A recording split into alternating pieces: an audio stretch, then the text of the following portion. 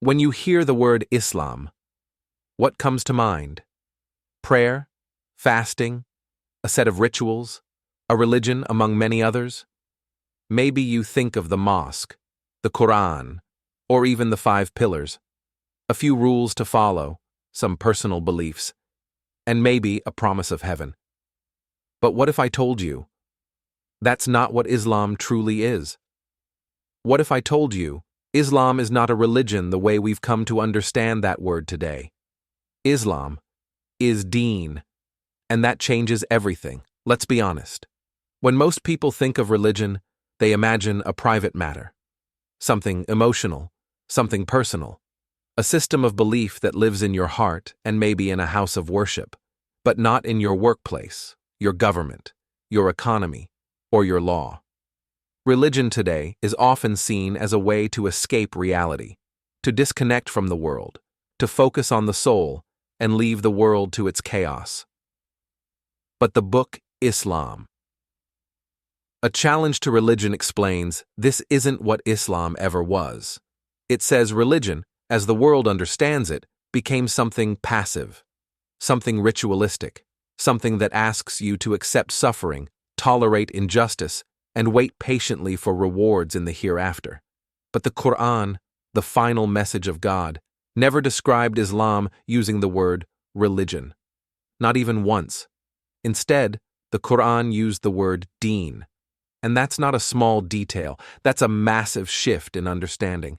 Because deen is not just a faith or a set of rituals. It's a complete system of life, covering everything from personal development to social justice, from spiritual growth to political organization, from family ethics to economic policy. So the real question is not, what do Muslims believe? The real question is, what kind of world does Islam want to build? Let's dig deeper into this concept of deen. You see, deen isn't just about you going to heaven. It's not just about individual salvation. It's about the collective good. It's about establishing justice on earth, for everyone. The book says that deen is a functional system, a model for how human beings can live in harmony, build just societies, and develop to their full potential, materially, morally, and spiritually.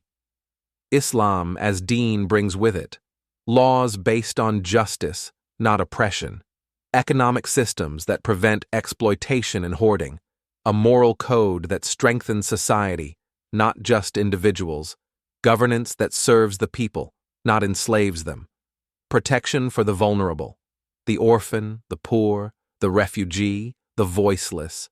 This is why in the Quran, every prophet wasn't just a preacher. They were reformers. They challenged kings. They challenged systems. They disrupted corrupt societies and brought new orders based on divine values. Take this verse from the Quran, Surah Al-Hadid, verse 25. We sent our messengers with clear signs and sent down with them the book and the balance, so that people may uphold justice. Think about that. The goal of revelation wasn't just to make people believe in God, it was to empower people to build justice on earth. Belief was never the final goal. It was the starting point for real change. And that's what Deen is all about. So why does all this matter now? Because in today's world, we've been told that religion is a private thing. Keep it in your heart. Keep it in your house. Keep it in your place of worship. Don't bring it into politics. Don't bring it into economics. Don't bring it into real life. But that's not what the Quran teaches. The Quran didn't come for monasteries. It came for marketplaces, for cities, for nations. It came to build a new world, not just save souls. And the moment Islam was reduced to rituals, it lost its power.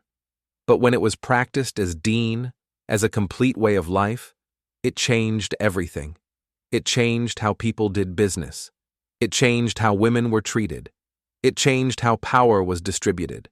It changed how the poor were cared for, how justice was upheld, and how truth was spoken to power. The Quran never told us just to believe in the deen.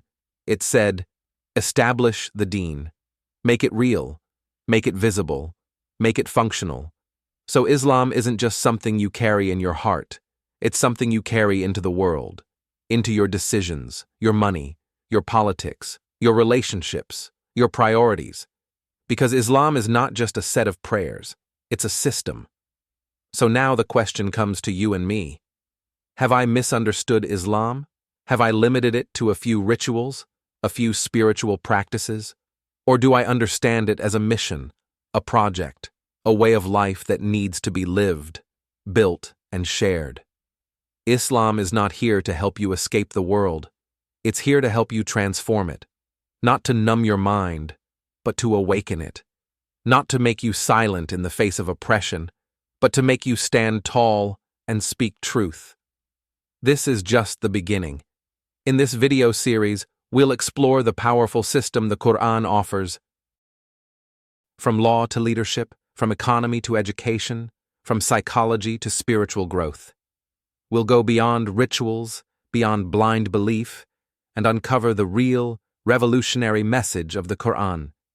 So if you're ready to rethink what Islam truly is, subscribe, share, and join us on this journey to reclaim Deen.